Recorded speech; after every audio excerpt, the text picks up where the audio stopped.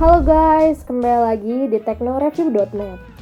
Kali ini kita akan membahas bagaimana zaman es di bumi ini berakhir. Sisa-sisa fosil karang laut atau koral purba ternyata dapat digunakan sebagai mesin waktu yang memberikan wawasan baru tentang pengaruh laut terhadap peningkatan kadar CO2. Kesimpulan tersebut merupakan hasil studi yang dilakukan oleh peneliti dari St. Andrews University dari Bristol dan Nanjing. Kadar CO2 yang meningkat ternyata membantu mengakhiri zaman es terakhir.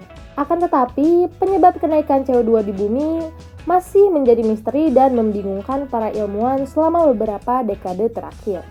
Menggunakan sidik jari geokimia pada fosil karang, para ilmuwan kini telah menemukan bukti baru. Adapun makalahnya sudah diterbitkan pada jurnal Science Advance.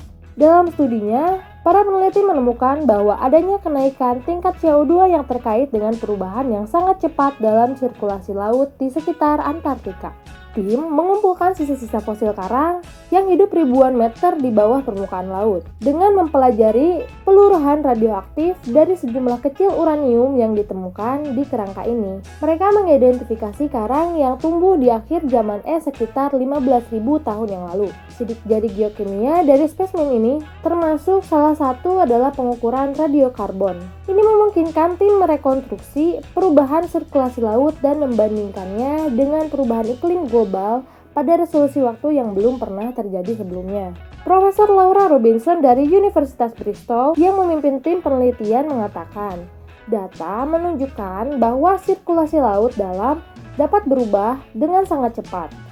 Dan ini dapat dengan cepat melepaskan CO2 ke atmosfer. Adapun Dr. James Ray, peneliti dari Universitas St. Andrews menambahkan, karang bertindak sebagai mesin waktu, memungkinkan kita untuk melihat perubahan dalam sirkulasi laut yang terjadi ribuan tahun yang lalu. Mereka menunjukkan bahwa samudra di sekitar Antartika tiba-tiba dapat mengalihkan sirkulasi untuk mengirimkan sendawa CO2 ke atmosfer.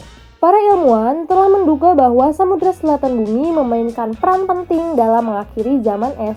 Dan temuan tim menambahkan bukti pada gagasan tersebut. Dan fosil karang menyimpan misteri yang belum terpecahkan selama ini. Dalam studi lain yang diterbitkan pada jurnal Nature Geoscience, tim yang sama mengesampingkan spekulasi perihal fosil karang dan beranggapan bahwa peningkatan kadar CO2 pada zaman akhir es mungkin terkait dengan pelepasan karbon geologis dari sedimen laut dalam. Pada penelitian tersebut, peneliti tidak menemukan bukti bahwa karang telah berkontribusi menambah CO2 ke laut dan atmosfer.